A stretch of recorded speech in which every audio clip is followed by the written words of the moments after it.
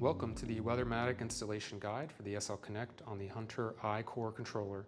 To start, you'll need a drill, a small 1/8" flathead screwdriver, wire strippers, and a bigger Phillips/flathead screwdriver. You also need the SL Connect. It will be in the system off position out of the box, and it'll have this battery tab that needs to be removed before you install it. You'll get an air card. This is the M1XX version. You may also receive the M1NA version. Both work and function the same.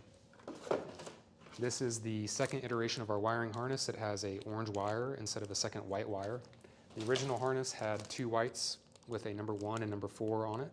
The number 1 in this case is getting replaced with the orange wire. That's going into the common terminal. This one also has a little connector that won't be used for this controller. If you receive this wiring harness, cut this off, strip the white and blue wires. The most important part of this process is to power the controller down. If you install the SL Connect while it's all powered on, there's a chance you can damage the SL Connect. So I'm just going to flip the breaker off, unplug it, however you have to get the power off, and then open up the panel. And in this case, we're going to be up in the top left where the power wires come in. And go ahead and grab your drill, and we're going to be loosening the common, the rim, the AC2 terminal, which is right next to rim, and then ground at the very end. And then get the wiring harness out of the bag.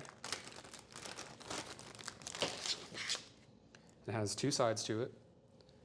One of them has ferrules. This is the SL Connect side.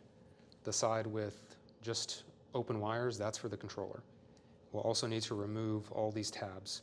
They're pre-stripped from the factory, so you just got to take off the ends.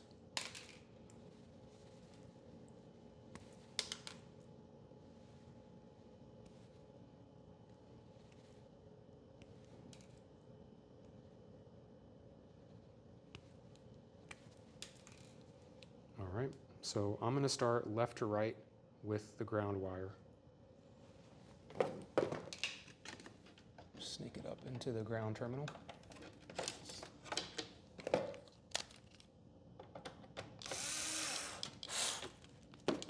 And then the two white wires are going to go into 24-volt AC, which is next to rim.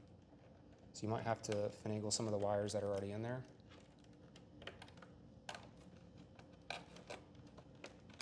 Loosen this a little bit more.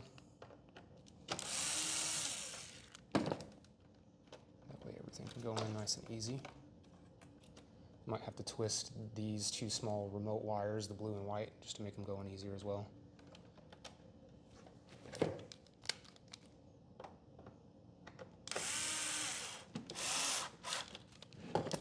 And then we'll get the blue rim wire, go next into the rim terminal.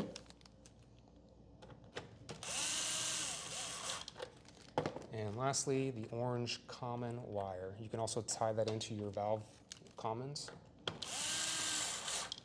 All right, and that's the wiring harness installed. So now we need to get the connect. And I find it's easiest to hold it in my hand while I'm installing it. Go ahead and start by loosening all these terminals, specifically number 1 through 4, and then number 8 for ground. Number 5 and 6 are for a rain sensor. If you have a wired rain sensor, you can remove this jumper wire and install it there. Number 7 is field common, which we're not utilizing just yet, and then the ground. So I'm going to start left to right. Again, you'll have to remove these wire ends that are pre-stripped. They just help keep the copper looking nice and without fraying. So starting left to right,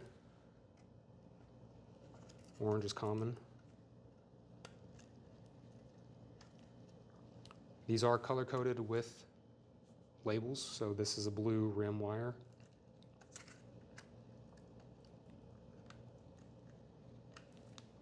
This is the other rim white wire. These are ferrule connectors on the ends of those to make them go in the connect a little bit easier. And we've got the 4th 24-volt AC white wire. And then lastly, the green ground wire.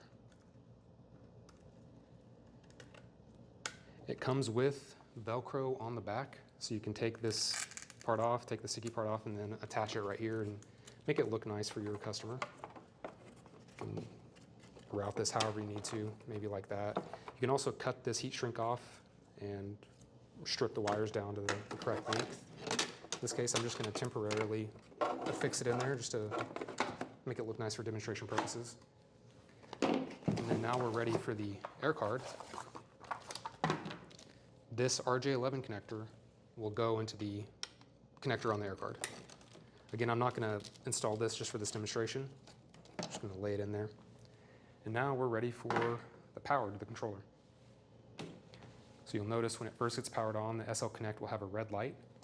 That's because it's in the system off position. So when you're ready, flip that to the on position. The air card will be flashing rapidly green. Once it's solid green, it's connected. Ideally, you'll want to mount this as far away from the controller as possible, potentially 4 feet. Get it away from anything electric. That'll help the communication. And then on the panel,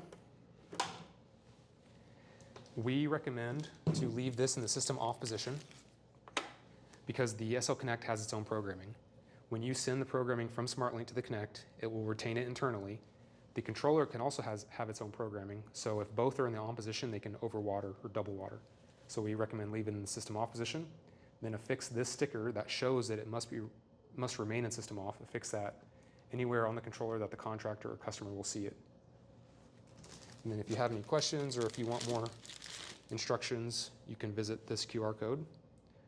We have the tech support phone number, which is 888-484-3776, or email them at support@weathermatic.com. They'd be happy to help you. Thank you for watching.